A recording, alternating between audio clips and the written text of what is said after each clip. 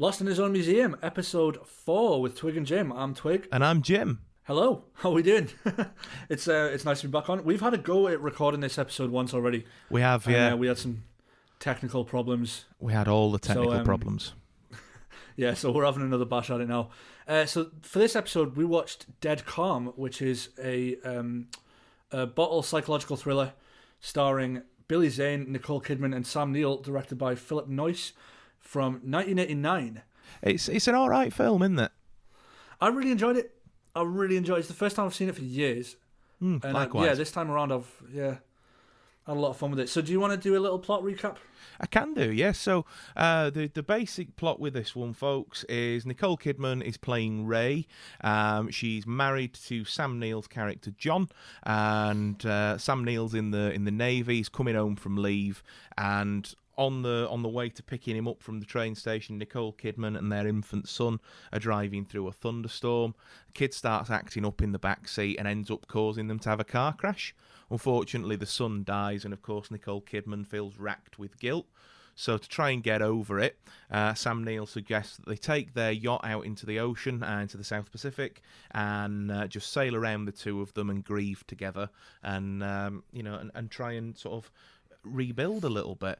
So we then catch up with them a few weeks later. They've been out at sea and they're starting to relax, and Nicole Kidman's obviously still in a fair state of shock, and Sam Neill's doing the best he can to try and comfort her and help the both of them grieve when they see sort of like a very distressed looking old sailing ship in the distance from their ship, and then they see rowing towards them in a little rowboat Billy Zane, who's playing Huey Warrener in this film. He rows aboard like a madman, climbs on, and he's like, my ship's sinking, everybody's dead on board, you've got to help me, but things just don't add up. And Sam Neill's like, well, we've got to go and investigate your ship. And then at that point, Billy Zane sort of fesses up that everybody's dead and that there's been supposedly food poisoning. That's what he says, isn't it, Phil? Yeah. But as it turns out, he's when Sam Neill goes over to the ship to have a look and find out what's been going on, he finds loads of chopped up dead bodies. He does indeed. Suggesting that Billy Zane's character has murdered everybody on board, and he's just left his wife alone on a yacht in the middle of the Pacific Ocean with a serial killer. Indeed he has, but then again, tinned salmon can have that effect on you. So, it'll not only will it kill you, but it'll also dismember you as well. Absolutely. It's been known to happen. I've had it happen to me. Yeah, I've heard that, yeah. Yeah, that was an interesting weekend. It's tough to come back from, but not impossible. Difficult to explain to a doctor as well. Absolutely, yeah. It's like, stay away from the tinned stuff, only fresh. So Sam Neill's stuck, and he's on the ship, which is sinking, but then there are all these dead bodies there. Being that he's served for 20-odd years in the Navy, he's pretty handy in the engine room and starts repairing the ship so that he can give chase. But it doesn't all come together easily. We're then back over on Sam Neill's actual yacht where Nicole Kidman and Billy Zane, our resident serial killer, is, and there's this whole sort of like fake Stockholm syndrome-y type bit going on where Billy Zane really thinks that Nicole Kidman's starting to warm to him, and really she's just looking for an opportunity to kill him. But when we had this conversation the other day, Phil, you pointed out something that I'd not actually considered whilst watching the film, is that she's obviously got that trauma going on from the son dying at the start of the film. So she's presented with multiple opportunities, isn't she, to get the upper hand, but doesn't take them. Yeah, see, with this, I was just, it took me a little bit of thinking about, because what I was basically trying to do with this was just fill in the plot hole, because to me it just seemed crazy that, like, she gets so many opportunities to get this guy, to get the drop on him, and, like, every time she gets the drop on him, she leaves him in a position where he can just escape again. There's a bit where she locks him in basically the same room that put him in the first time around. And he busts through the skylight, didn't he? Yeah. Yeah, and like he's already proved that he can escape from just about anywhere. But yeah, I think that was kind of my way of filling the plot hole with that, because when you think about what she's been through and her reluctantness to kill this guy, and I don't think it's necessarily that she's reluctant to kill him. She's reluctant to kill him herself. She doesn't want to make the decision to kill him, which is kind of why she doesn't have quite as much of a hard time, with the idea of it when Sam Neill makes it back. Because the decision's taken away from her, isn't it? He sort of very much makes that that decision. And obviously things go from bad to worse for Sam Neill, stuck on the old sinking sailing ship. He gets flooded in the engine room. He's having to breathe through pipes that lead up to the deck, and ends up having to break out of the bottom of the ship to swim back up. He then goes on sort of like full castaway mode, doesn't he, and makes himself a raft. For some reason on a raft, even though he does have a rowing dinghy. Yeah. And unless we both blinked and missed sure that, we don't know why he did that. But he sets fire to the sailing ship, which obviously lets then Ray, Nicole Kidman's character, know where he is. And then again, once she's got the upper hand on Billy Zane's character for like the third time in the film, she manages to sort of turn the ship around, and he manages to get back on board. You know, a bit of a struggle ensues, and they end up leaving Billy Zane in his sort of well, not in his dinghy, but in their dinghy. Basically, that they're leaving for dead in the ocean, sort of thing. And then they set fire to it, and then but they do this whole false ending thing where you're supposed to sort of like, oh, you're obviously supposed to think that they've killed him and he's gone, but it's too easy, you know. And then and it's a creepy scene that, because Nicole Kidman's up on the deck. Sam Neill's washing her hair after she's been for a swim, and she's got her eyes shut, and Sam Neill goes off somewhere, making and a then lunch, you see the hands. Like you see Billy Zane's character's hands that are covered in blood, and she obviously thinks it's her husband, and Sam Neill finally pops him with a road flare in his mouth and blows his head off, which is a very cool way to kill a bad guy. I'm not gonna lie, but completely out of the tone of this film. It is. Really out of the tone of the film. Really took me out of the ending. I completely forgot that it was coming. I knew they killed him at the end because, like yourself, it's years since I've seen this. I picked it up on your recommendation years ago, and I did thoroughly enjoy it, and enjoyed it again this time, but not as much, I'm afraid. But yeah, it was just felt like that ending, sort of, even though it was the obvious ending, going for, like you say, the fake out ending, the Freddy Krueger, the Nightmare on Elm Street, sort of Friday the 13th Scream ending, you know, he's dead, but no, he's not, and it's followed by a very James Bond-esque bad guy kill. As well, you know, you'd expect to see that in a really cheesy Bond movie from the like the Roger Moore. I would say the 80s. Yeah, I would say the 80s or 90s rather than the 70s. Well, they do blow a guy up in Live and Let Die, don't they? He puts the compressed, oxygen canister or whatever in the guy's mouth, doesnn't he? And blows him up like a balloon, which is not great. Absolutely ridiculous. It's not great with the level of animatronics and effects that they had access to at the time, where you can tell they've literally just blown a balloon, pasted his face onto a balloon. But yeah, but this one, I want to talk some positives. I think Sam Neill's really, really great. And Nicole Kidman sort of plays the tortured soul really well, and obviously Billy Zane plays crazy fantastically well in this. I was very impressed with Billy Zane in it. There are some moments where you do feel a little bit on edge with what's going on, and you sort of wonder at times whether Sam Neill's ever going to get off the other boat and what's going to go on. There's a bit where Nicole Kidman sort of supposedly takes the whole Stockholm Syndrome thing to the next level and lets Billy Zane sleep with her. That didn't carry for me. That really just felt cringy, and I didn't like that scene. It was too much. It was too much in the film. It didn't add up in the story well enough, because there's no way that Billy Zane's character is stupid enough to believe that she's come round that quickly. Do you know what I mean? This whole Stockholm Syndrome thing is really actually set in. There's no way he'd be daft enough to believe that. Because it's a matter of a day or two at this point, isn't it? Yeah. I mean, it's not even. Yeah, it's not been long. There's a few. There are plot holes in it.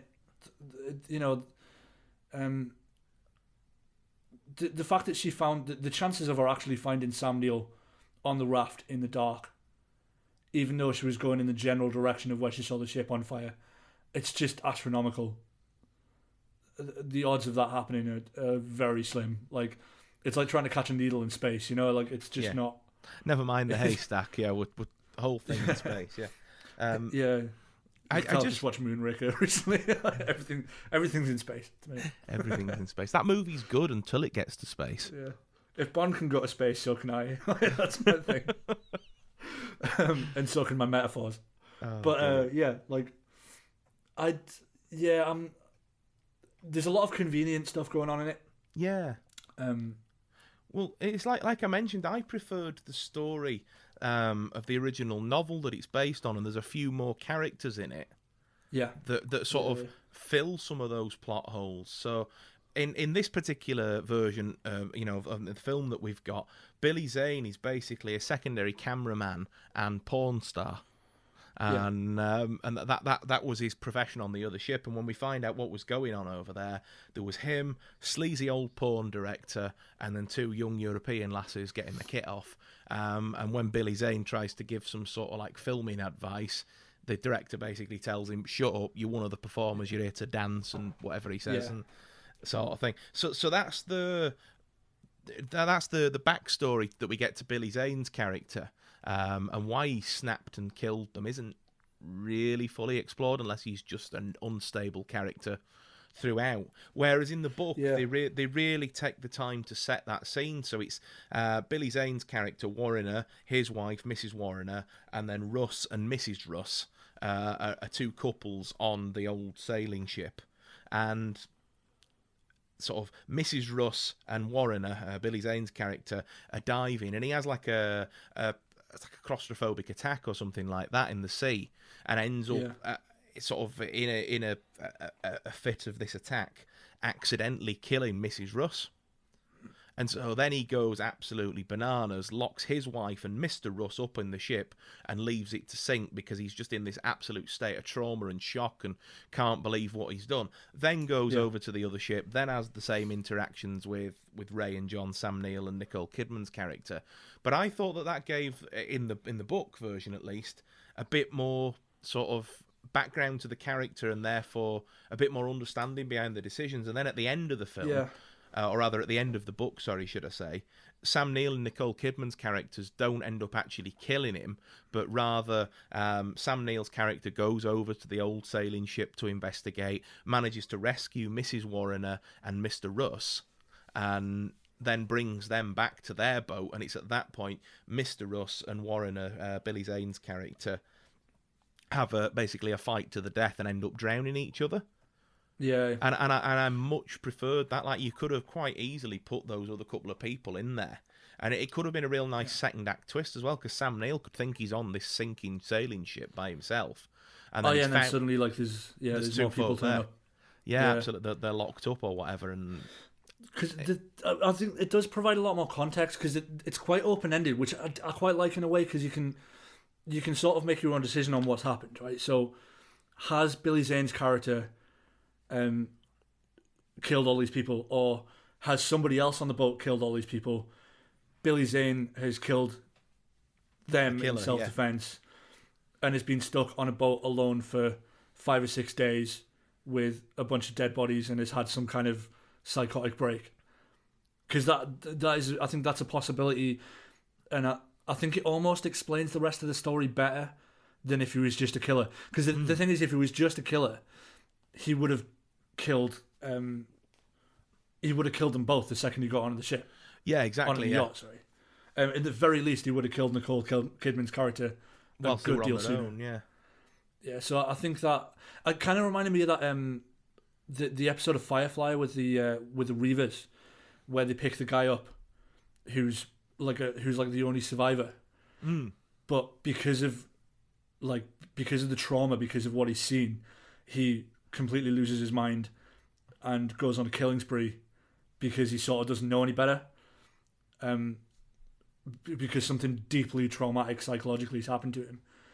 And I think if you think about it like that, from Billy Zane's character's point of view, that maybe he hasn't actually killed all these people, maybe this has been a self-defense thing, and then everything's just, we're spending a few days on a boat with a bunch of dead bodies, he's just snapped. He's just gone round the twist with it, sort of thing. Yeah. Yeah. I think there's so many things that they could have done, but I mean, just for me, that like you say, you've obviously found ways to explain away plot holes, maybe inconsistencies and things like that. And I suppose it's the same with me. Me thinking, well, the source material didn't have to explain it away because it was there. It was that for me. Yeah. Obviously, again, I'm gonna tell you this like you don't already know, and like we haven't already had this conversation on Wednesday. But linking back to our first episode, Orson Welles actually tried to adapt this in the late '60s.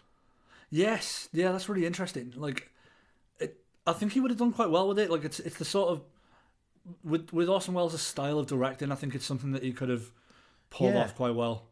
Would have starred somebody called Michael Bryant and Lawrence Harvey, so I'm assuming that they're going to be the Sam Neill and the Billy Zane type characters, and it was going to be filmed off the coast of Yugoslavia, posing rather as the Indian Ocean. Apparently, it was from what I can read, there are very little there's very little information on it on the old Tinterweb, but it had a very sort of they had a good production in terms of everybody getting along and everybody was really enjoying working on it, but they had loads of technical difficulties and financial problems that just kept halting the film from being made. And then sort of in the early 70s, when it looked like they might be able to sort of finish it off, and this is, I think, even probably after Wells had died as well.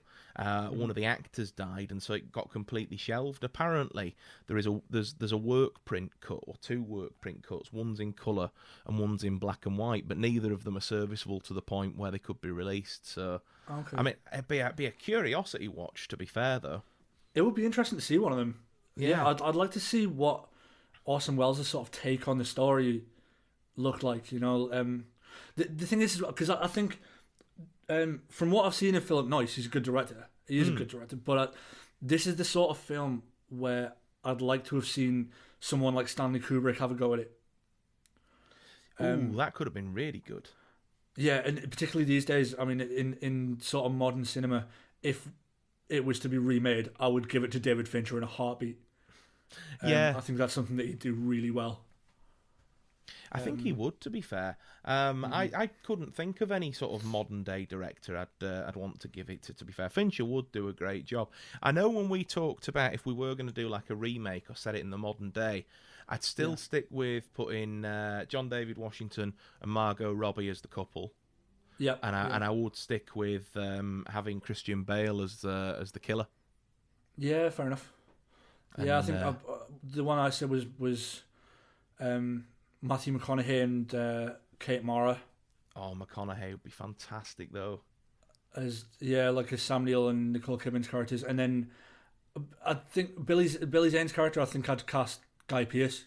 Yeah. Because I think, to be honest, as much as I like Billy Zane and he is really good in this, Guy Pearce is like Billy Zane but better. You know what I mean? Like Billy Zane's like if you were to go to Aldi looking for Guy Pearce. You know what I mean? It's like Billy Zane's discount Guy Pearce. Yes, yeah. I would love to see Matthew McConaughey in this though. And I don't know why Kate Mara. I just sort of see it as that. You just see it as working, yeah. Yeah, but Margot Robbie's a good show as well. Yeah, for folks listening at home, this conversation, obviously we're sort of retreading a lot of things we talked about over an hour and a half, sort of thing. So I think this time it's probably going to be a lot more concise and will make a lot more sense because we've had time to actually think about our points that we want to make. Sort of. It's not often you get a second chance at these things, is it? So.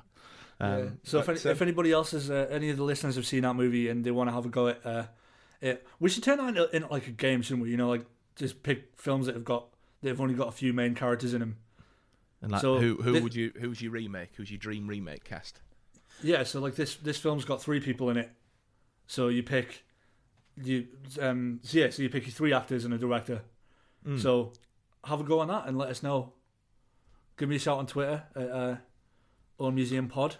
Absolutely, and we're on Facebook as well now. We've got both We are on Facebook now. Own Museum Pod Fans discussion group where me and Phil actively get involved with talking to anybody who listens to the podcast about episodes gone by and what's going to be coming up. And then we've got a traditional sort of page that you can like and leave a thumbs up on for news and updates as well. Mm-hmm. So we're also on Instagram and Twitter and that's at Own Museum Pod. And we've also got a YouTube channel which we're going to be putting all the episodes onto it. The first 3 episodes are up there now. They are. And this one will be as well. So that'll all be on YouTube, so give that a like and subscribe and stuff. Absolutely. Do make sure you subscribe. There's going to be, as YouTube goes on, because YouTube's sort of my domain in all this.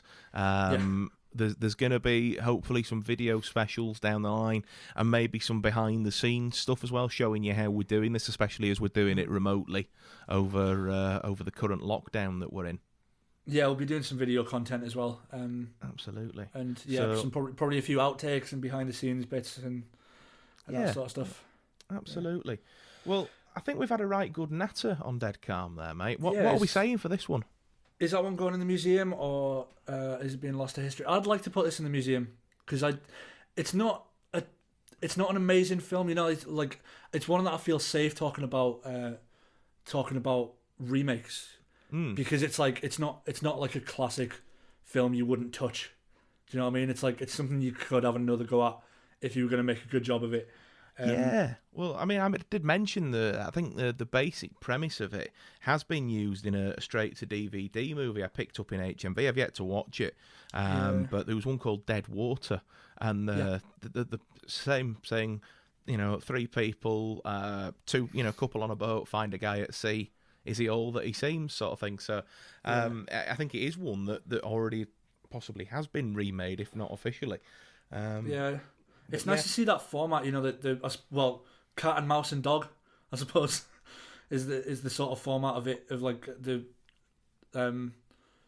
3 characters, 2 that belong together, they get separated and a third takes the place, it works really well for a psycho thriller. Yeah, qu'est-ce que c'est?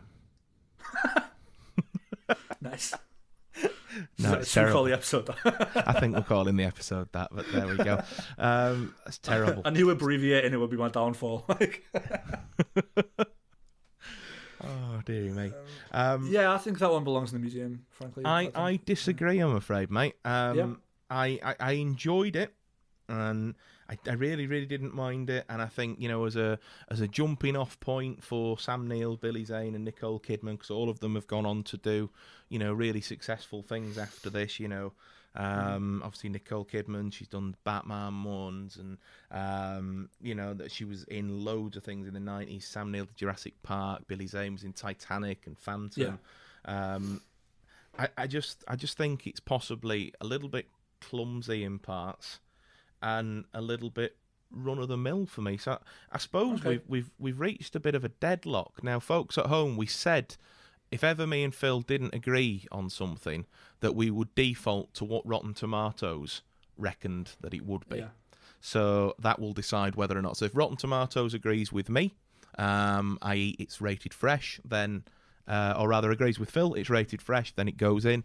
And if it's rotten and they agree with me, then it doesn't. So let's have a look. And today, you have chosen poorly.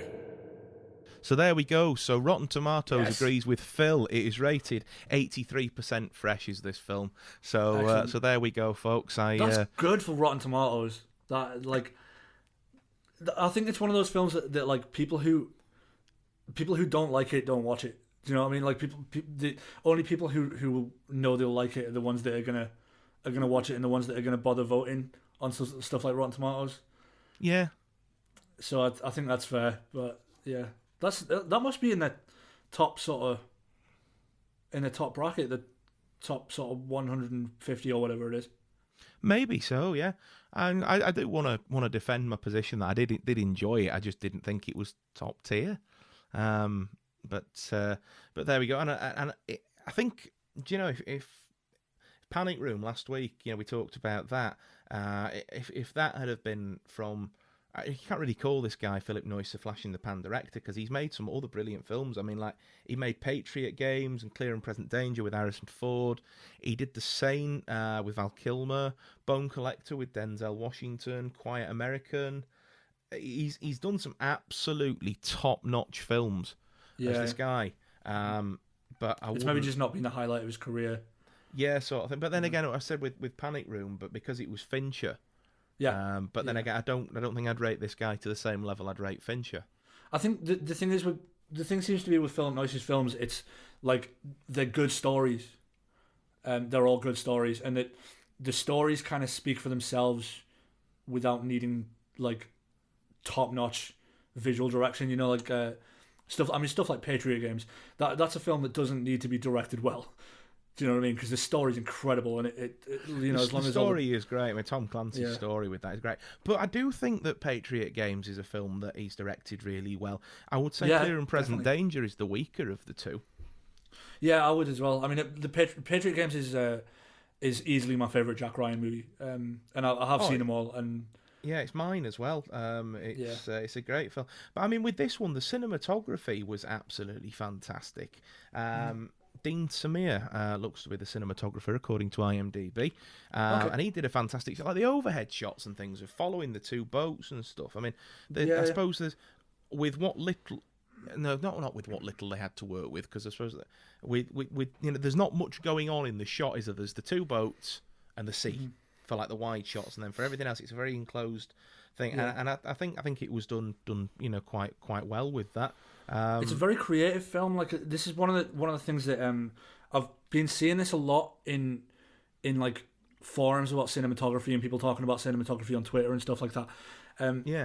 Is that when, like, for film directors, when you've got less to work with, you know, when you've got less equipment or you've got a tight set, which, you know, I mean, there's not many sets that are tighter than this, because it's just a boat in the middle of the ocean. You know, I'm like, how much of it was filmed on land and how much actually on a boat. How much of it might have been a sound stage or whatever. Yeah, but it seems like a film that a film with quite tight parameters, where the directors really had to get creative with it. Yeah. I bet commercially, though, just looking at the detail of it, I reckon this might have been considered a flop at the time. Its budget was Australian $10 million. Yeah. And it only cleared back the international box office $10.2 million. Yeah, that would be classed as a flop, I would think. So, yeah. That's anyway, I think we've talked about Dead Calm there, folks. Now we've got the social media, as we mentioned. That's the perfect time for you guys to get involved in the conversation. What did you think? Let us know. You might get yourself a shout out in a future episode. Shall we move on, Phil, to our next section? Let's do a little jingle. Jingle. A jingle. Butt scratcher. Kimball. Come on. So we asked the internet this week, what are your favourite psychological thrillers? Chris said Don't Breathe. Michael said either of Brian De Palma's Dress to Kill or Blowout. Some good films there. Yeah, a couple of good films. I've not seen Blowout, but I've definitely seen Don't Breathe, and I've seen Dress to Kill, though, a very, very, very long time ago. Do you know, actually, Mike, as this is take 2, mate, I'll let you know, I'd not seen Dress to Kill in such a long time, and then talking about it with Phil on here on the first attempt was enough to inspire me to go and order the Blu-ray. So it actually arrived this morning, and after this, I am going to go and watch it again. Nice. But yeah. It's a good one. Is Dressed to Kill. It's, you know, obviously it's sort of early 80s Brian De Palma, isn't it? It's got Michael Caine, Angie Dickinson in it.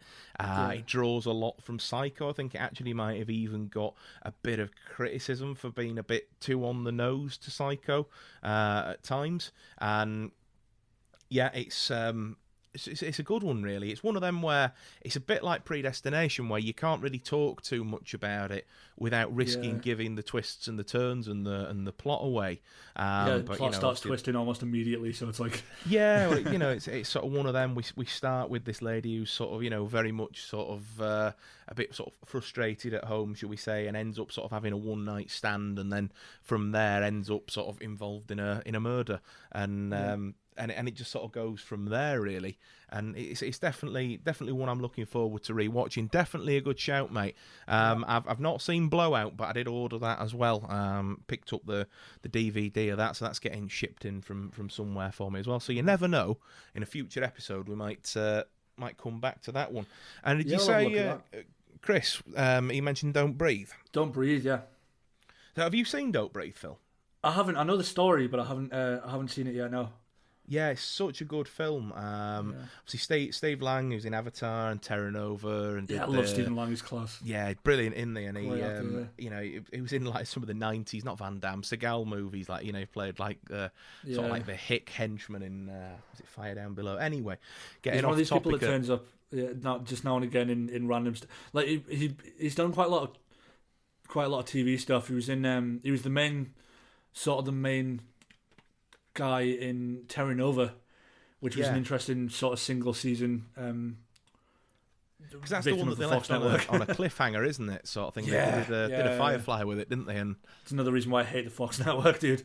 Like, they cancelled that far too soon. It would, it was badly rated, but it was badly advertised, and but such a good show if you watch it. It's the sort of it's set in the future. Everything's a bit dystopian, and the world's sort of falling a bit. And they find this way of going back in time to like prehistoric Pangaea, and they go and set up a little sort of civilization, and set up this big village, and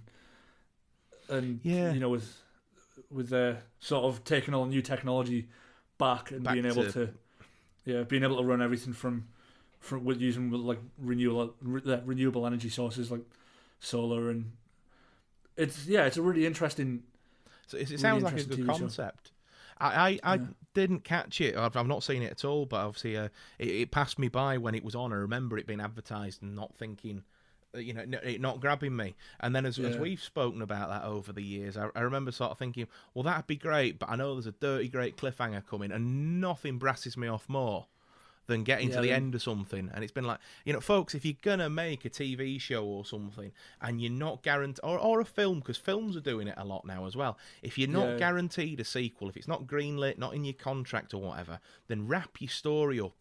By all means, leave some of the wider, sort of world open to explore sequels or whatever.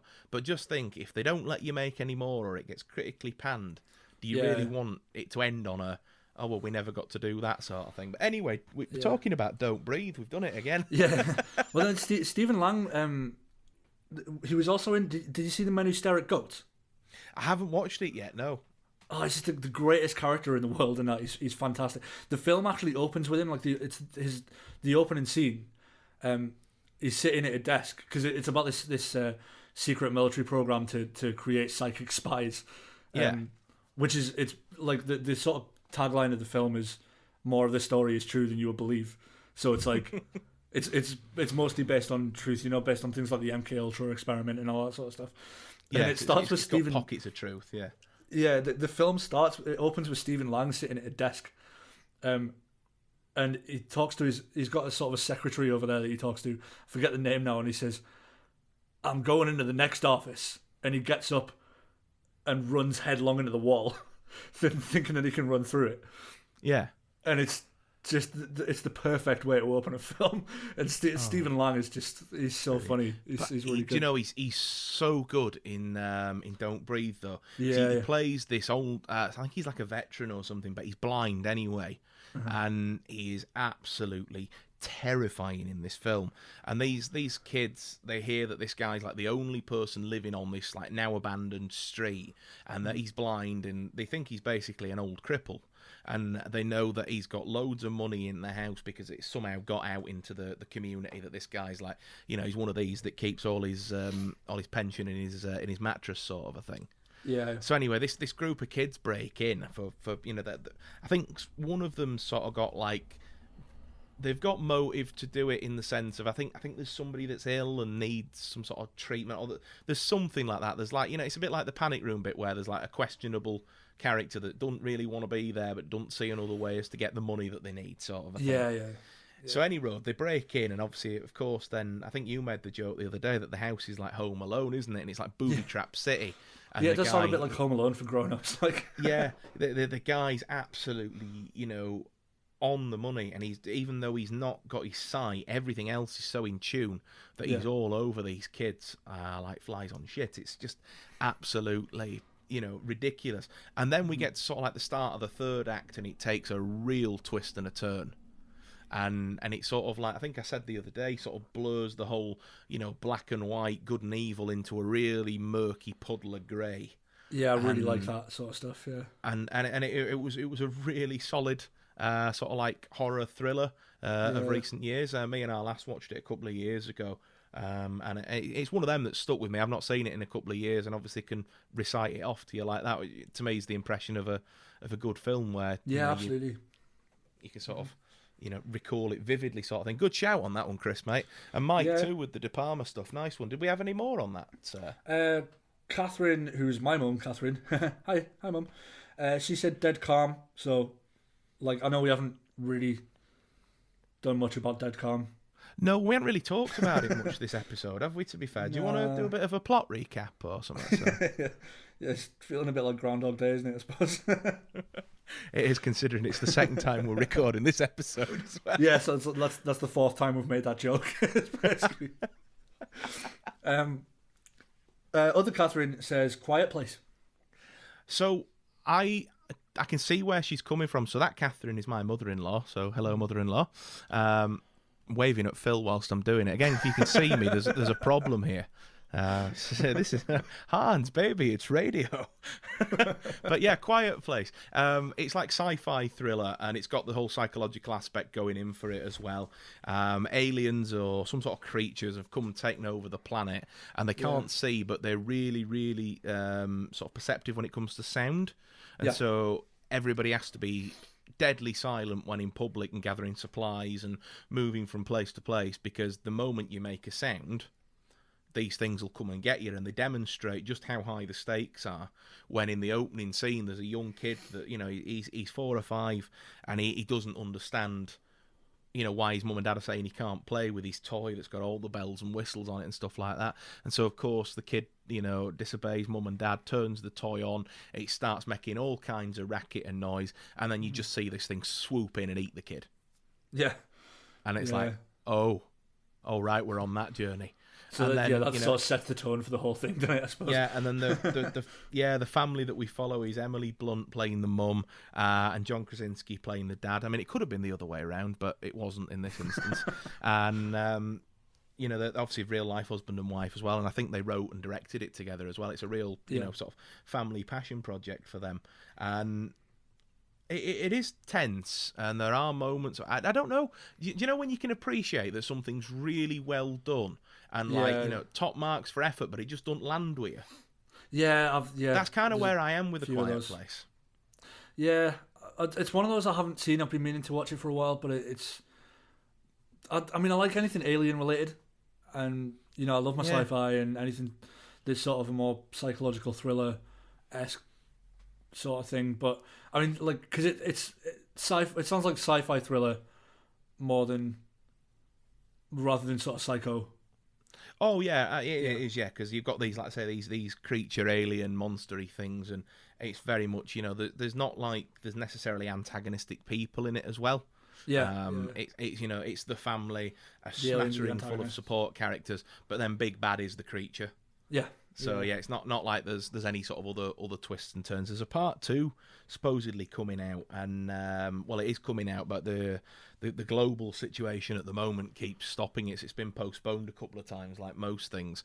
But I think at the moment it's either December this year or early year after that it's scheduled to come out. But I suppose it all depends on when it's safe to go to cinemas and have group performances of things again. Yeah, I suppose so. Yeah, I'll tell you what, this new Bond movie better be good if we're going to have to wait that long for that. We might have to do an episode on it at the time. I want to be optimistic. It is, as anybody will know if they've listened to this now or followed my YouTube or even just know me, James Bond is my favourite thing ever. And, like when it first got delayed, I'm sort of like, oh, blooming heck, what they are. And I remember because it was when COVID wasn't really prominent in England. It was before the lockdown, and it was when it was still a problem in the Far East and not a worldwide problem sort of thing. And they obviously got ahead of the curve and decided they were going to push it back. And I'm like, oh, for goodness sake, what are you doing? Cubby would be rolling in his grave and having a right old rant. And then obviously you realise why. And it's one of them where it's like, they're not being realistic about, it's sort of like, oh, don't worry, we'll bring it out at Christmas. This ain't going to be gone by Christmas. Don't worry, we'll bring it out in February. Well, what's the difference between Christmas and February? No, it's like, okay, so April. All right, okay, it's so October what's the difference now, between... Yeah, and so now it's going to be October of this year, but they're saying, without wanting to get onto too sort of a, dour of a topic and a, sort of real world events and all that, they're saying in the UK that vaccinations should be done for everybody who's eligible for one by September, October time. Yeah. But realistically, things go wrong. There's a spanner in the works here and there. Deliveries can get held up. I've elderly relatives in my family that were supposed to have had both doses by now, and through no fault of anybody immediately involved, i.e. GP, relatives in question or whatever, those vaccinations have been delayed by up to 12 weeks. And so, you imagine, obviously, and I don't envy anybody having to go through the undertaking of organising this. So this isn't a political statement or anything like that. But, it's just naturally when you've got to do something on this size. So I think it's going to get delayed again until possibly even mid next year, if not even October, November 2022. And, I mean, don't forget this film was supposed to come out in November 2019. Yeah. And then Danny Boyle left and Kari Fukunaga took over as the director. And so they pushed it back 6 months into 2020 to allow him the time to take over and, get to grips on it. And then obviously all this has happened. Yeah. And then next year, 2022, is the 60th anniversary of the live action film series with Dr. No. Yeah. So, with that coming out in 2019, for a fact they would have wanted to have cast a new Bond and had a new film for it. They can't do that while all this is going on. And obviously with Daniel Craig still technically being incumbent in the role. So I just can't see them doing something on the 59th anniversary of the series and then having nothing to go out with a big bang for on the 60th. That would be a real shame. And you can't imagine that they'll get into gear and make it and do anything else the following year if they do. Because I mean, I realised the other day they made Casino Royale in 2006. They did, yeah. It's taken them 15 years to make 4 Bond movies. Yeah, and I think it's because, there's so many fingers in the pie now. Back in the day, it used to be Harry Saltzman and Cubby Broccoli. And then they worked exclusively with United Artists. So there you go, 3 slices of the pie. And those 3, United Artists are the money, and then Harry and Cubby, and then in later years, just Cubby decided when it was going to do. But then as studios have got into legal troubles and things like that, and then MGM's been brought in, and then MGM got into legal troubles, so Sony and Columbia came in, and then now somebody else but now somebody, I can't remember who else got into some legal troubles, so now Universal Pictures is involved. So it's like literally so many fingers in the pie, and then it's like there's no wonder that the guys at Eon Productions, whilst they've got the rights, and I imagine will still have the lion's share in it, because there's so many other big, big boys and girls playing in the sandpit with them now. Yeah, it's just logistically impossible to make them every 2 to 3 years like they should. But they should just sell the script and make an indie. that's what it is. I'm inclined to agree with you that I think they should still produce them, but I think when they go back to it, I think they should dial it right back. I think that they should go away from this whole grandiose, overarching cinematic universe thing that they've done with the Daniel Craig era. Yeah, it's all gone a bit MCU, hasn't it? Like it's they're trying to keep up with the MCU, I think, in a way, which is ridiculous because the MCU is making a film like every year on average, at least. 2 a year really, and it's 20 odd films, and it's been a thing for about 12 years at this point, hasn't it? But so I mean, they're doing. Everything's on this enormous scale, this big cinematic experience thing with the Bond, and it just doesn't. I don't think it needs to be like that. Go back to real stunts instead of CGI, and Yeah, absolutely, and just real espionage plots, and get somebody that's relatively unknown that can become known for being James Bond. Yeah, yeah, You know, like all the names that have been thrown around at the moment, it's like, oh, did you see so and so? They're famous because of X, Y, and Z, and it's like, well, yeah, they'd be absolutely cracking at it, would some of them, but actually, no, let's go under the radar. You know, Yeah. like Sean Connery had been in Bugger All when he did it. Lazenby had as well. I mean, Yeah. okay, by the time we get to Moore and Dalton and Brosnan, they've done a bit more because naturally things evolve. But yeah, dial the whole thing back and just go really gritty thrillers. You know, even maybe make a couple back to back, Yeah, I think so. I think that's a good shout. and then do them. You know, have them a couple of years to, you know, apart to release sort of thing. But the next Bond really needs to get their finger out because the franchise will die if they're going. I mean, I know the pandemic can't help, but it's going to be 7 years since the last film came out. Yeah, it's terrible. That's unforgivable. I mean, that has easily been the longest gap since, you know, It is, since yeah. it started. License to Kill was 6 years, and I think it'll be just shy of 7 years if we keep the October release date. But I mean, like I say, sort of judging the temperature of how things are with it at the moment, and knowing the history of the franchise, that they're not going to be able to pull all the stops out to do something for, you know, it's like we had Die Another Day for the 40th anniversary, Skyfall for the 50th, and then we're going to have the DVD release of No Time to Die for the 60th. Nah. Yeah. Even if they release it in January next year, I reckon it'll be 2022. Yeah, I think so. There we Yeah. go. What's next on the old list? Should we do some questions? I think we should. Should we have a We've got some jingle? questions for listeners. Yes, question jingle. So we got some questions from Will again because Will loves asking us questions on the podcast. Thank you does very indeed. much, Will. Will's an OG fan. We love He you, is Will. an OG fan. We love you, Will. Thank you. Will says, what classic or critically acclaimed movies do you think are rubbish? So, do you want to set this one up, mate? Because this is the second time we're having this conversation. Yeah. Personally, I wasn't a huge fan of Citizen Kane.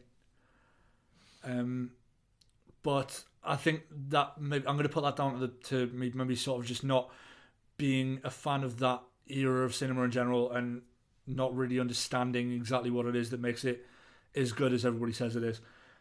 So that's research pending. The Godfather is one that I just never could get on with. Okay, so I love the first two, but Yeah. it's one of them. Like, I mean, the third one's obviously a real step back in quality, and they've just re-edited. Francis Ford Coppola's just re-edited and recut the third Godfather movie to be more in line with apparently what he thought originally would work, and then obviously for whatever reason he brought out the Godfather 3 that's you know the Godfather 3 that we've had and known and not loved for years. But it's weird because I'm I'm a huge fan of the genre. I love gangster movies, you know, and like particularly the Scorsese stuff, you know, stuff like Casino and like and Goodfellas and that sort of thing. You know, particularly anything based on a true story, and I think we need more of that. Because I think the gangster genre is something that sort of needs to be brought back in the same sort of way they've brought back westerns. You know, you've got this neo-western thing that's much more gritty and much more like your sort of your Django's and all that sort of stuff going on. And, you've got stuff that's a little bit more realistic to the characters. You know, like to what the characters were really like in the Wild West, and we need to bring that back with gangsters. I think with, you know, like biographies about people like Lucky Luciano and Meyer Lansky, and you know the people who made the mafia what it is and made it happen. Yeah, where these sort of caricatures come from, almost.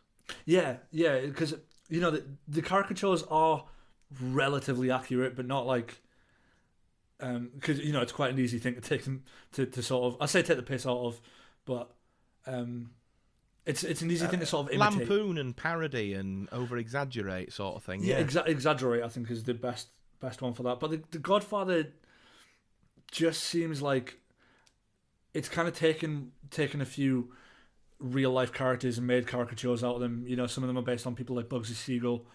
So I'm not, because I've never looked into it that deeply. I've just watched them, and you know, obviously the Brando performance in the first one is obviously that a cinematic legend, and then obviously what De Niro did in the second one. And I mean the performances are amazing. I just find the story really tedious. That's all. It's a beautifully made film, and it's very, you know, as I say, the performances are incredible. The standard of acting is astonishing, Top notch, isn't it? Yeah. I just didn't like the film. Fair enough. Well, I had a couple. I'll give my first one first, and then you can humiliate me with the second one. But my first one was Mad Max Fury Road. Okay. And folk at home, before you come and hunt me down, it's a well-made film. It's a visually stunning film. And it's a technically spectacular film because there's a lot of practical effects in there, and it doesn't rely heavily on too much CGI, and it's beautifully shot. I mean, the colours and just how vibrant the image is on the screen, and the cinematography, and it all works really well, and even the acting to a degree. The chap playing Immortan Joe passed away recently, and Nicholas Holt's in there playing one of his, and then obviously you've got Tom Hardy playing Max himself, Charlize Theron playing Furiosa, and there's a whole cast of compelling characters in there, but it's very much with like the other pick that I'll talk about in a moment. It's all style over substance for me, right? And like for anybody who's seen it, I'm sure you'll know what I'm talking about when I say that the plot of Mad Max Fury Road is we're at point A and we don't like being at point A. Let's go to point B.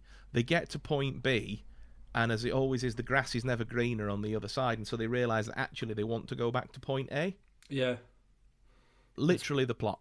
Yeah, it's a very basic story. And, it just feels like it's right, well, we have to have these characters go on a journey. But it just feels more like, say, style over substance and visuals over, actual story. And whilst that can be a good thing, for me, my tastes very much, I need that substance. Yeah. I need the meat on the bone. Yeah. Not just a pretty looking bone. There's a horrible dirty joke in there somewhere. I'm sure there is. I'm really sure there is, mate. I will leave that to you or our wonderful listeners to come at me on Twitter with that. But yeah, my second one. Do you want to set this up, because you did a poll to take the piss out of me on Twitter? Oh yeah, no. See, we did a poll on the Own Museum Pod Twitter, which was Avatar. Yeah, because I think it's shite. I love it, and according to the poll, I mean, it was a significant quantity of. I can't quite see exactly. I think you got something like, from memory, 52% of the vote with. Yeah, so Phil put a poll up that went, is James Cameron's Avatar amazing? Yeah, is okay. It all right? Yeah. Is it amazing? Is it good? Is it all right? Or is it shit? Yeah. So,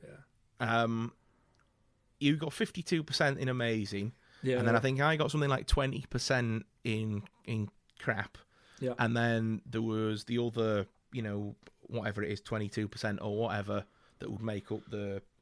No, it must have been So it was 52 to 48, wasn't it? But whatever the remaining percentage was spread across the thing. So me and Phil had a bit of a joke, because I felt quite confident in the first take of this episode that the internet would largely agree with me that it hasn't aged very well. Yeah. Again, it's another one, I think, style over substance. Because the plot's just, as I said before, it's Pocahontas, but then he's put all that effort in all that animation, and then we're like 10 years on or whatever it is now, and it looks dated. But then you look at what he did with T2 or with The Abyss, and we're 30 years on from them, and he took the time with them, or at least it felt like he took more time with them. I'm not saying he didn't take time with Avatar, because it's been his passion project for his whole career, but it just didn't land with me. It really just didn't land with me. See, I don't mind the fact that it's a familiar story, because I mean it's not just a familiar story; it's a classic story. Well, I suppose it is, yeah. Which I think because you can get away with remaking that in different settings. Like Disney have been making a career out of it for years. For decades, even better part of a century, in fact. And I think it's just. I don't mind the fact that it's a familiar story. I think it kind of had to be a familiar story because it was such a risk with the amount of CGI involved, and this film was a way of changing the cinematic experience. You know, which I is, suppose it was, wasn't it? It was very much an experience. It wasn't so much a film, was it? It was, like you say, yeah. that's something that James Cameron does really well. I think the reason why it landed and the reason why it did succeed in the whole changing the face of cinema thing was because it was a familiar story and you could focus on the cinematography rather than the story. I do like the story. I'm not a big fan of Sam Worthington as an actor. I think he was a bit wooden in it, to tell you the truth. But your supporting cast was good. Well, yeah, I mean that's kind of another thing is Zoe Saldana, Sigourney Weaver, Steve Lang are all great, but he's a bit wooden. And Giovanni Ribisi as well. Don't forget him.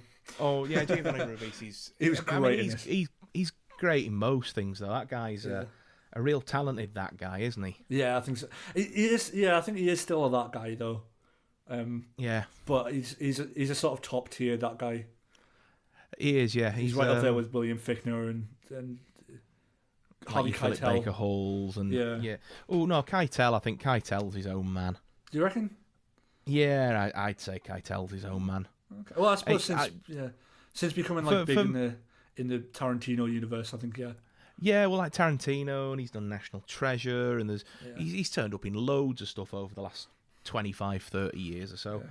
But, the other thing that I always remember him most from, and I don't know why, for the life of me, I can't figure it out, but Sister Act, which even though I've already seen a couple of times. He's the gangster husband. The gangster, in the first one, isn't he? Yeah. Yeah, I think it's just the way that Whoopi Goldberg talks about him. Do you know, I love them films. They're a real guilty pleasure for me, especially the second one where she goes to the sort of like the down and out school sort of thing. Yeah. And turns because in the first one she's just in the convent, isn't she, and teaching in there, but in the second one she obviously love them. One of my favorite films of all time is The Grand Budapest Hotel, and his like I suppose it's an extended cameo more than anything else. But he's in that, isn't he? Yeah. Yeah, he's phenomenal. He's just like. Because they make sure you don't see his face until the last minute, and then so that it has like maximum impact of like very typical Wes Anderson shot, perfectly symmetrical.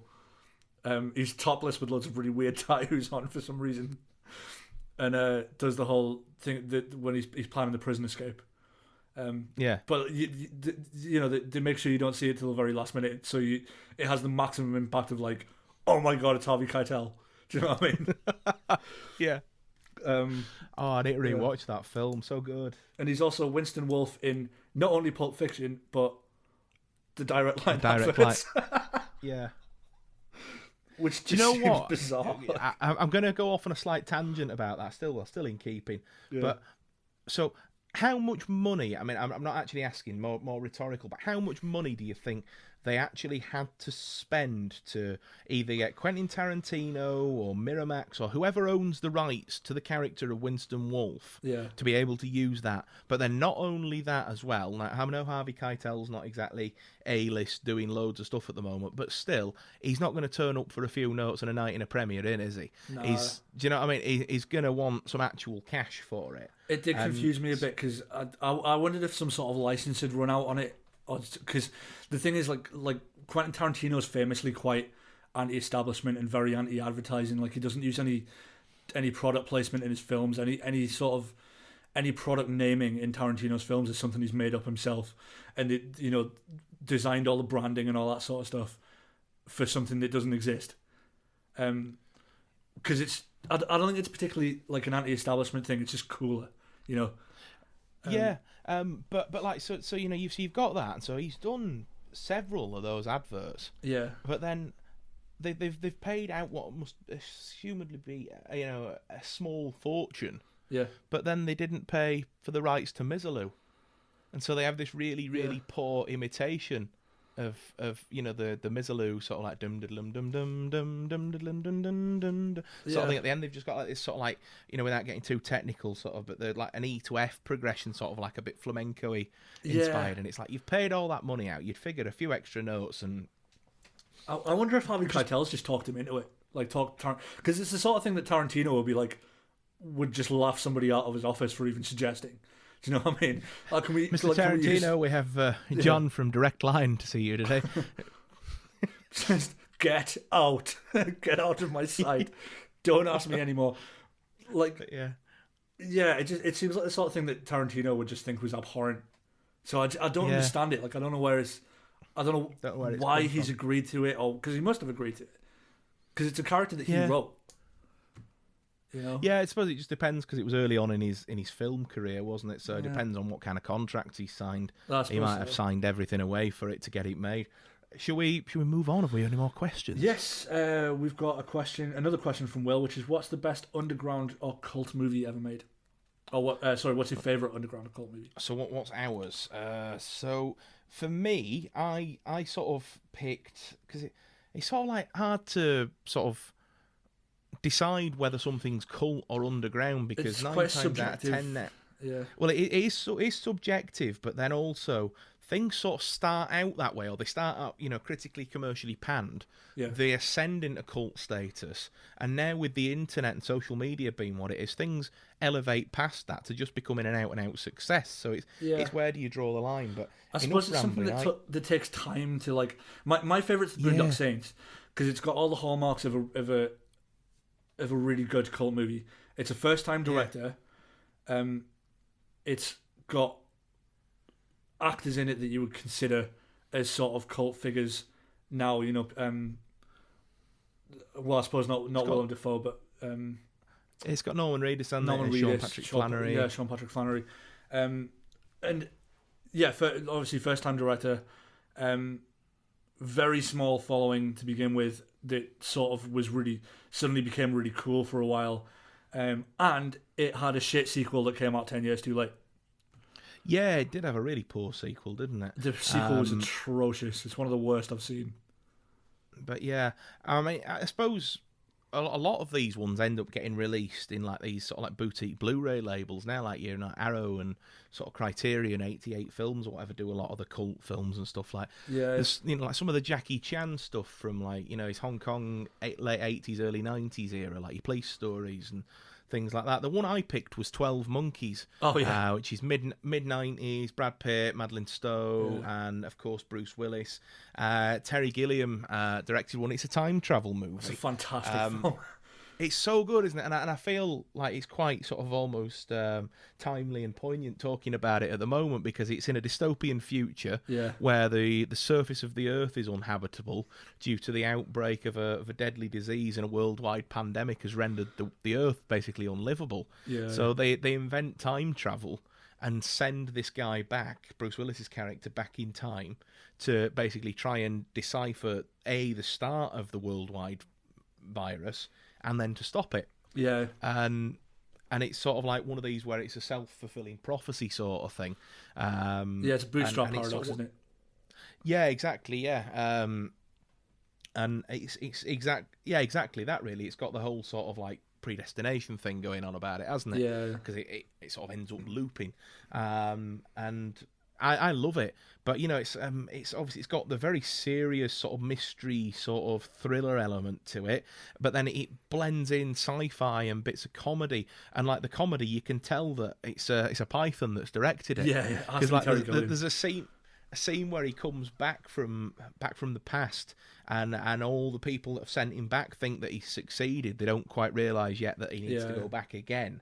And they're like singing to him and clapping and carrying on, and it's like it could be a Monty Python cutaway. You're just waiting for a foot to come down, and it's Terry Gilliam's a genius, man. Like, absolutely, yeah. That's how I felt about Fear and Loathing in Las Vegas as well, because that's got so many hallmarks of just a modern, a slightly more modern Python film.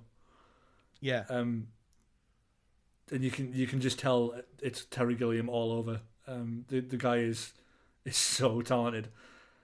Yeah, I mean, I suppose to a degree the Python films themselves would be probably considered cult favourites, wouldn't they? I mean, they've probably got a bit more mainstream now. I suppose so. Certainly at the time. I mean, Terry Gilliam, I think all of Terry Gilliam's films, probably most, would get that cult status, because I mean, yeah, like Monty Python was quite cult almost in a way, because it's one of those things that only a certain percentage of the generation that saw it were really into it and understood it. And Python was very subversive and very kind of like quite complicated humor, and quite like spectacularly simple at the same time. But yes, so like Terry Gilliam's films, you've got stuff like Time Bandits, which I think is such a good film. Time Bandits is brilliant. It's one of my favorite movies of all time, and I think that's a very kind of I would class that as a cult film, and I would class that as one of my favorites. Yeah, I think a lot of Terry Gilliam stuff is because it's Fear and Loathing as well. Yeah, there's so many to mention though. I mean, there's like you've got stuff like Tommy and Quadrophenia from The Who. Yeah. Like the original Wicker Man. There's stuff like even like Pulp Fiction, like you say, Boondock Saints, the original Dawn of the Dead. Brazil. That's more Terry Gilliam. Like Lost Boys, maybe Princess Bride. Like some of that late '80s stuff. Yeah, that's very niche in its market, sort of thing. I suppose it's sort of hit like those two films in particular, Lost Boys and Princess Bride, have sort of hit super cult status, where where it's not just cult. It's like it's been cult for so long, and accumulated a bigger and bigger cult following and fan base, and it's just become a success in its own right. But it's not because it was never an immediate success for any reason. It's been a slow burner, and it's accumulated a fan base for years and years, and like a word of mouth sort of thing. Like, hey, have you seen this film? Yeah, that sort of thing. I think that's where stuff like the Boondock Saints will be in like 10 years. Yeah, well, I mean, Boondock Saints is kind of having its own sort of revival anyway. Like I say, Arrow Video put out a fantastic Blu-ray edition of it as well. So I know like the whole sort of like boutique Blu-ray crowd, which is something I'm very much a part of, will have seen that and be either revisiting it or reintroduced to it, or introduced to it even maybe for the first time as well. American History X is one of my favourites as well. That's in that sort of status, I think. Yeah, so that's one we talked about. I think we're going to watch, aren't we, for a later episode? It's not one I've seen, but it's a good watch. It's disturbing in places, but it's. Well, you said that as well, but you said the making of it was quite troubled, and the guy tried to evoke the whole Alan Smithy bit, didn't he? Yeah, there's a couple of really fascinating stories about it, about how the about the production and all the things that went wrong with it, and Edward Norton ended up finishing off the editing, and basically took over from the director, but the director tried to invoke the Alan Smithy pseudonym, but part of the thing that the Directors Guild of America tell you that you can't do to invoke Alan Smithy is you're not allowed to publicly pan the film, which this guy had you've got to walk away from it sort of thing. Yeah, you've got to completely separate yourself from it, whereas this guy had gone on TV and called it worse than shit. So he tried to invoke Alan Smithy, and they basically said like, no, you can't, because they know it's you. Yeah, it's not, you're not anonymous sort of thing. Yeah. Oh no, it's good discussion on that. There's a lot of good ones, isn't there? Yeah, I think we should do a cult special at some point. Yeah, that's a good shout. That. Yeah. Nice one. Thanks for that question. Yeah, cheers. What have we got next? Storm of Crows on Twitter. How many films contain a Wilhelm scream? So we googled this one, Storm of Crows. Google reckons that it's ballpark 400 films. Yeah. Not ones for wanting to go with the official answer. Me and Phil disagree. I think that 400 has only come from big production. As in sort of it's studio production, sort of like your Warner Brothers, Universal. That's come from your list of big studios. I don't think that's taken indies into account, and there's been so many cinematically released indies that have used the Wilhelm scream. It's got to be. It's a public domain sound effect, isn't it? So you could use it for all sorts. Yeah, I mean, we use it on our podcast. You'll have heard it in the. We do. Yeah. For anybody who's unfamiliar with it, this is what it sounds like. So there we go. That's a Wilhelm scream. That's one I prepared earlier. You'll recognise it from one of the jingles that we use. Absolutely, yeah. It's in Star Wars quite a lot, and indie uses it, doesn't it? Yeah, I mean, is it in Bond? I've not noticed it in Bond, I don't think. I haven't. It might be. Do you know what? I always thought that it was in Bond movies, and I haven't noticed it either. I suppose it's just never really made its way into that. But I mean, it's in pretty much everything by Steven Spielberg and George Lucas. All the Jurassic Park movies, all the Indiana Jones movies, all the Star Wars movies. Yeah, it's sort of like a little nod and a wink, isn't it? Like not a director's trademark as such. I wouldn't quite go that far with it, but yeah, that idea. Yeah, I think LucasArts were trying to use it as a trademark. Like their sound guys were trying to to use it as a thing that was unique to them.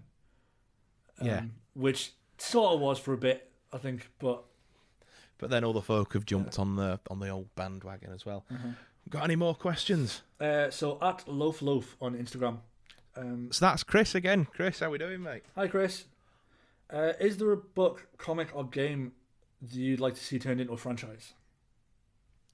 So I sort of mentioned this last time. They're doing it at the moment. Funnily enough, since we tried recording this episode last, me and Chris have had a brief conversation about this. But Uncharted was the one I wanted to see for years. It's story of it's a video game series for the PlayStation. Nathan Drake, and he's an indie type treasure hunter, sort of indie Tomb Raider, Chamberlain, all those sort of rolled into one sort of thing. Yeah. And he's meant to be the great, however many times removed grandson of Sir Francis Drake, the famed political figure sort of thing.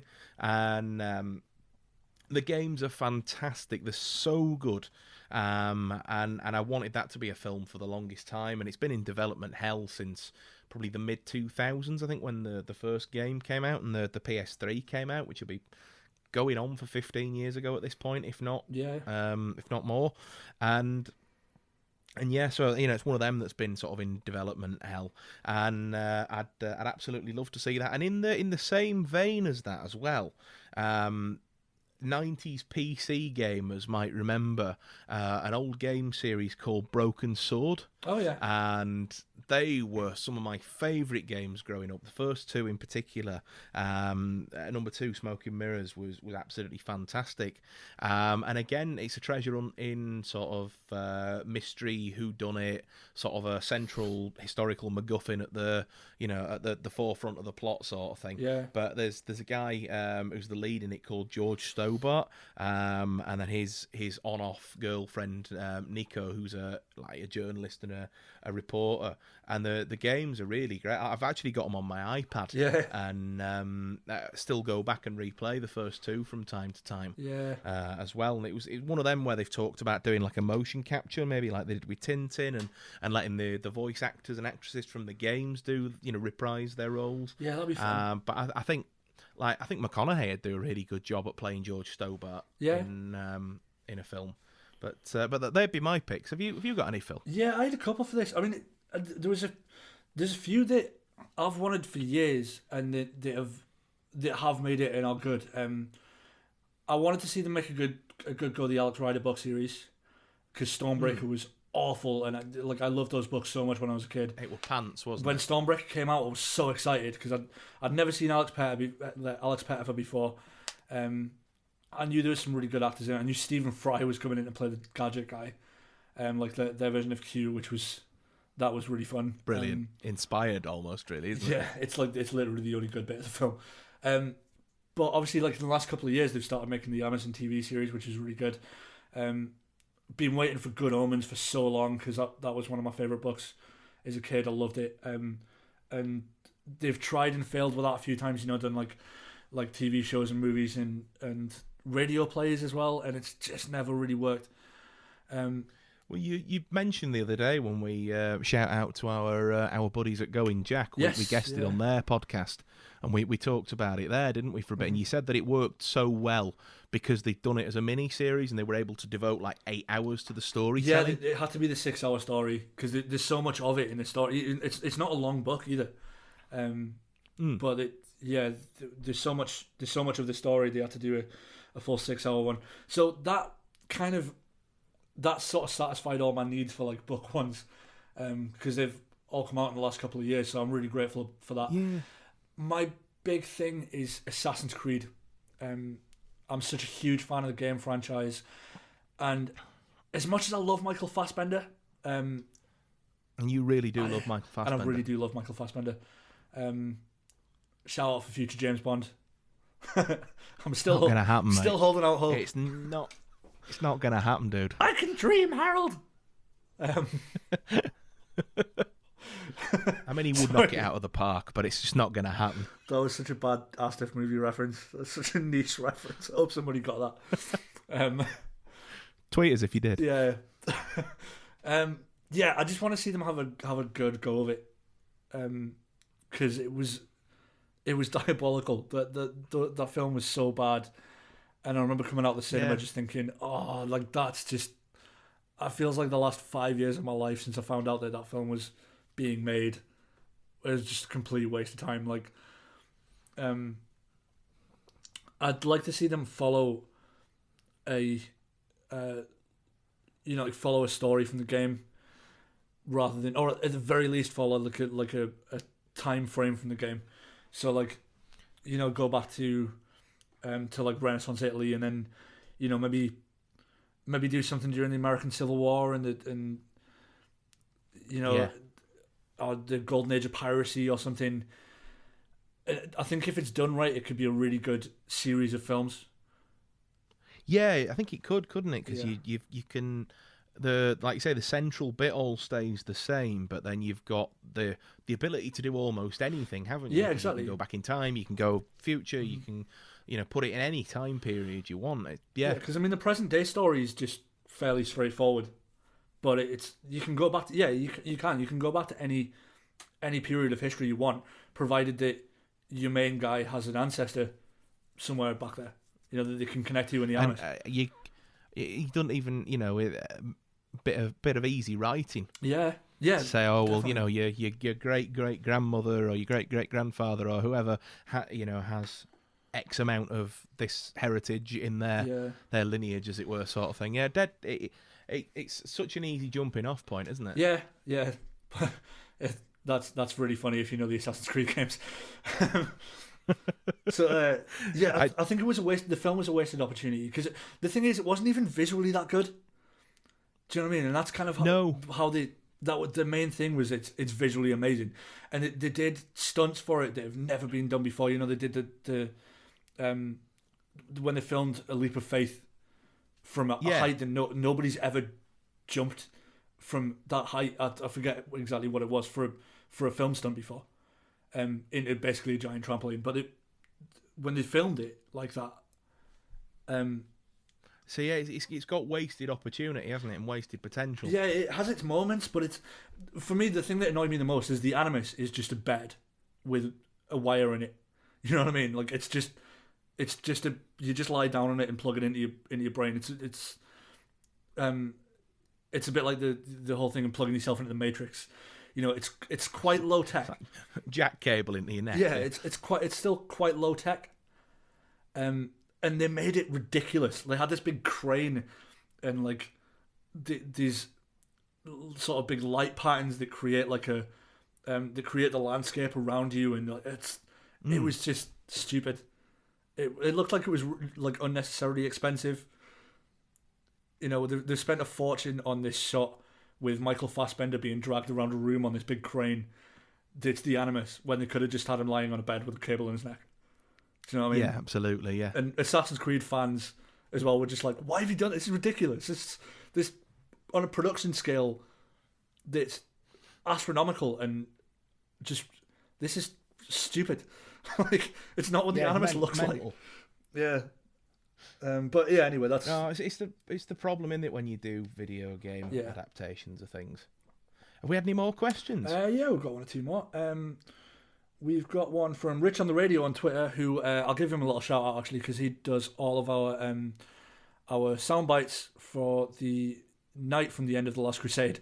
So you chose poorly and you've chosen wisely. That's all Rich on the Radio, and you can find him. Yeah, thanks, Rich. Yeah, cheers, Rich. You can find him at Decades Rock History on Twitter.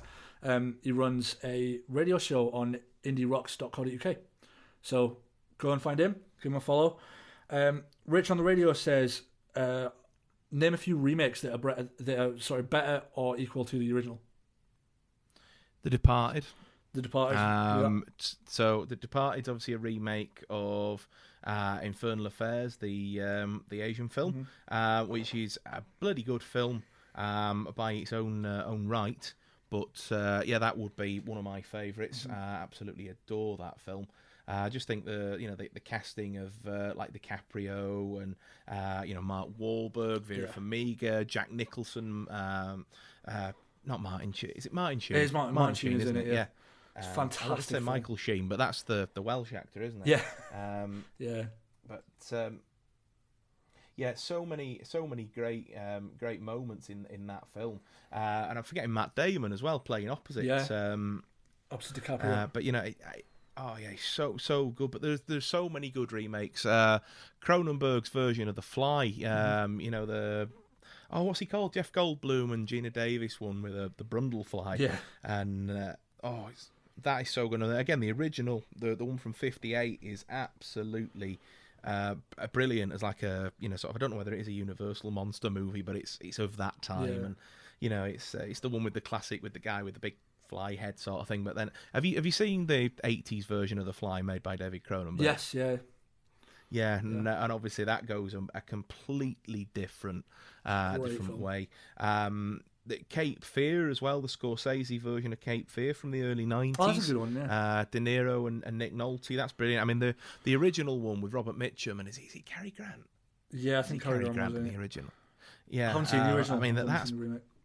Well, the original's fantastic as well, but I mean, obviously Scorsese is just a master filmmaker, isn't he? Oh yeah, big time. And absolutely, just great.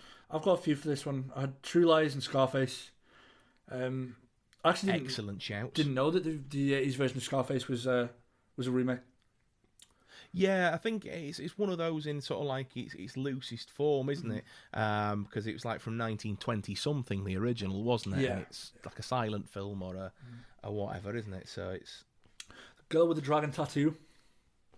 Oh yeah, I mean we're talking Fincher again, but my goodness me, So that was good. brilliant. Daniel Craig and is it Rooney Mara, isn't it? Not Kate Rooney Mara, Mara and Daniel Craig. and then Christopher Plummer's in there as well, and what's he called? The guy, you're going to watch him soon in Octopussy, Stephen somebody or other. There's a whole host of people in there. Stellan Skarsgård's in it as well, isn't he?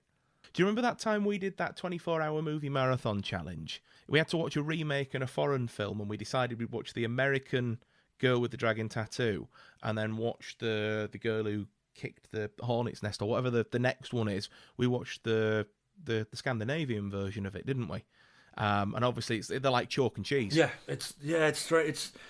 It's strange. I mean, that's one of those stories that I think David Fincher just was born for. You know, like he directed that so well. Have you got any more?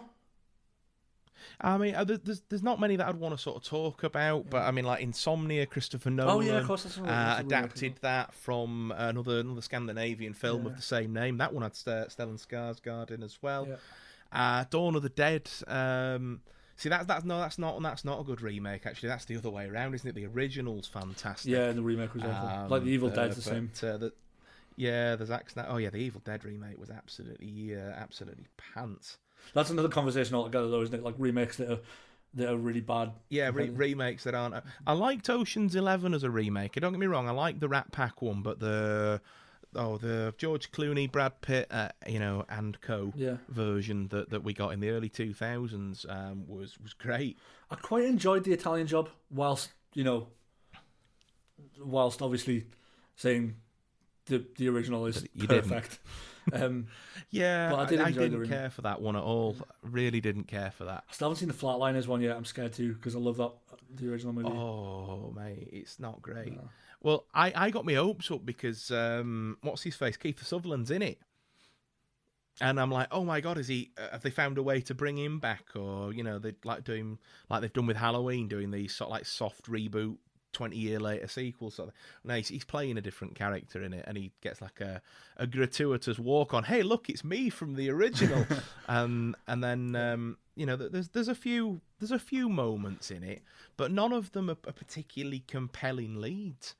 But I don't know. It's all right. It's not great. The thing I noticed with it, and it's the same problem I have with the Assassin's Creed movie, to be honest, is that it was very it looked really high tech, and it's like the original's just it's low tech. The they put themselves near death by using like frozen blankets and ice packs and freeze themselves down. Apart from the few heart monitors and stuff like that, the remake looked a bit Star Trek. It was all a bit. Yeah, well, it is definitely more technically involved than just, like you say, you going really, really simple with it. And it's one of them. There's a couple of moments in it that sort of stand out in my mind that I remember, but I've not really committed much of it to memory, sort of thing. I don't remember it being, sort of like A-game stuff. But there we go. Did we have any more questions, sir, or have we reached the end of our road? We've got a couple more. We've got one from Catherine. Is WALL-E the best animated film ever made? It's not. I'm afraid, Ruth. So that's Catherine. That's actually Ruth, but goes by her middle name on the old interwebs. According to IMDb, WALL-E is the third best animated film. It is good because it is. It's my favourite Pixar one. To be fair, I do absolutely love it. It's it's heartbreaking. It's funny and it thought-provoking. I mean, a lot of the Pixar stuff is, to be fair. And I think Pixar do a really great job of sort of tapping into the subconscious and making you think about things, like say on a subconscious level that you wouldn't perhaps realise that you're thinking about. I remember being really, really moved by one of the short films that they put before Incredibles 2, and I was actually when I actually sat and thought about it later, it was evoking memories of a bereavement, and stuff like that. But then, the whole Toy Story things, there's so many metaphors in there. But I think WALL-E's brilliant. But according to IMDb, it is the third greatest animated film of all time. Okay, all right. Well, I hope that's answered your question for you. We've got two questions from Ruben. We've got Ruben's big question as usual, but he's asked us Ruben's minor question as well. I think we should make that a thing. We should get in the last two, and we'll have a little question and a big question. So Ruben's little question this week. That's Ruben from the Growing Jack podcast, by the way. Just another little shout out for them. It is indeed, and our fellow band member. Yeah, he says, I've heard a few people recently say that Zodiac is not a great film. Are they right, or is it terribly unappreciated? It is terribly unappreciated. It is an absolute masterpiece. Yeah, Zodiac is brilliant. So I think a lot of folk possibly go into that film, and I speak from experience here because I did. Yeah. And this is many, many years ago when it first came out to DVD. But I went into that film thinking it was completely fiction, and then realised along the way that it was based on real life, but assumed that they'd caught the guy. Yeah. Now, obviously, they never caught the Zodiac killer, and the case is still open in Vallejo in San Francisco, and or sorry, I should say Vallejo and San Francisco. And there are leading theories on it, and one of those theories is what this film is based on, the Robert Graysmith theory about it being Arthur Lee Allen. But DNA evidence has never been able to prove anything. The chap in question died before any sort of conclusive interrogation could be done, and the sort of the time span of the killings and all the different sort of elements of the case. You could come up with dozens and dozens of theories. Yeah. And so I think possibly folk going into that film maybe expecting there's a killer, there's a cop's going to find the killer, showdown done. Yeah. No. And the fact that it does leave it open-ended and there isn't really an ending, I think would jar a lot of people. It's a bloody long film as well. It's like 3 hours long. You've done a bit of research on this, eh? I love it. Yeah. It's one of my favourite films ever. So Lost in His Own Museum is now a true crime podcast as well.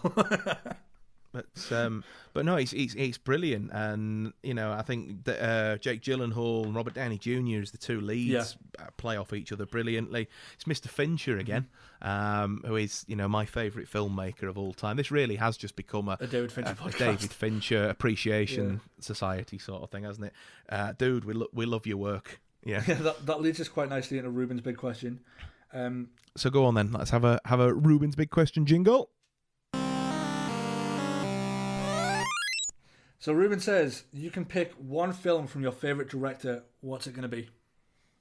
So presumably that's like, you pick one and you've got to like... You erase the rest, yeah. Yeah. Okay. So I'm gonna go with I'm not gonna chelp on about them unless you want me to, but I'm just gonna go my top 5 directors. Yeah. So Nolan, I'm keeping the Prestige. Everything else can go. Yep. For Mr. Fincher, it's a tough call between Zodiac and this one, but I'm picking The Game. 1997's The Game. Okay. Just adore it. For James Cameron, I'm picking 1989's The Abyss. Fair enough. For Clint Eastwood, I'm going to pick Firefox, which is just a run-of-the-mill 80s Cold War action thriller, but I bloody love it. I come back to it quite regularly and have a great time watching it. Again, that's a really, really difficult one. I could have picked Dirty Harry, Escape from Alcatraz, Absolute Power, Few Dollars More, Unforgiven, so many. But anyway, I had to think, right, so that one. Yeah. And then my 5th favourite director is Mr. Tarantino, and again, fairly obvious choice in I'm keeping Pulp Fiction. Fair enough. So, for me, again, probably I'll go with my 5 favourite directors, but I mean, my favourite director of all time, I think, would be Christopher Nolan, and I would keep... I'd be hard torn between The Prestige and The Dark Knight, but in terms of something that I could watch over and over again, I'd probably take The Dark Knight. Fair enough. Well, if I keep The Prestige and you keep The Dark Knight, then we've got both. Pretty much sorted, yeah. So we've got Christopher Nolan's 2 best films ever straight in there. David Fincher, again, he's one of my favourite directors. I would keep Fight Club. Fight Club probably is my... It's a solid choice. Yeah, it probably is my favourite movie of all time. Quentin Tarantino, Inglourious Bastards. Wes Anderson is one of my favourite directors as well. I would pick The Grand Budapest Hotel. And finally, Edgar Wright, and I would pick Hot Fuzz. Ooh, so Edgar Wright is a good shout. Yeah. And Edgar Wright's a phenomenal visual storyteller. Isn't he? Talent for visual comedy is incredible. Like, if I were picking Edgar Wright, I'd have possibly gone Baby Driver. Yeah, maybe. But definitely a good shout. The beautiful thing with Edgar Wright is only about 50% of the comedy has anything to do with the dialogue. The rest is purely it's like visual. You can mute it, and it's and it just works. It's still hilarious. Sort of all the same. Yeah, it? you can watch it on mute, and you'll still laugh almost as much. Like, it's just the timing and he's an explorer of like the science of comedy, and how it sort of works in terms of like a visual aesthetic of a film, and how like using things like whip pans and certain types of camera movements and cinematography. And it's just stunning. It's so clever the way that he does it.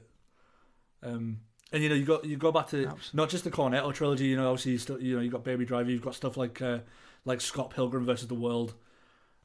Yes, that's a visually stunning film, beautiful. Isn't it? Really, really so well made. Yeah. Bit of film. So I hope that's answered your big question, Ruben.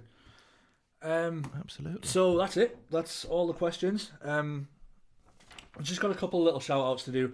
So, obviously, we were on the Going Jack podcast with Ruben and Rich McDade a few days ago, and that episode is up on their Anchor and Spotify and all that. So, if you just search Going Jack, you can also find a link to it on all our social medias. And if you go to JT at the Movies on YouTube, so JT, little at symbol of the movies, you can find me at JT _ at the movies on Twitter and Instagram as well. And obviously I'm one half of O Museum Pod and all the different social medias there as well. So find us on Twitter, find us on Instagram, find us on Facebook. You can find us on YouTube as well. We're not in the yellow pages yet. We're not in the yellow pages yet, but we will be. We don't yet have a website yet either, but we're probably going to set that up over the next couple of weeks. So absolutely. That's been the Lost News on Museum podcast for this week. Remain indoors and have a pleasant apocalypse. We'll see you next time.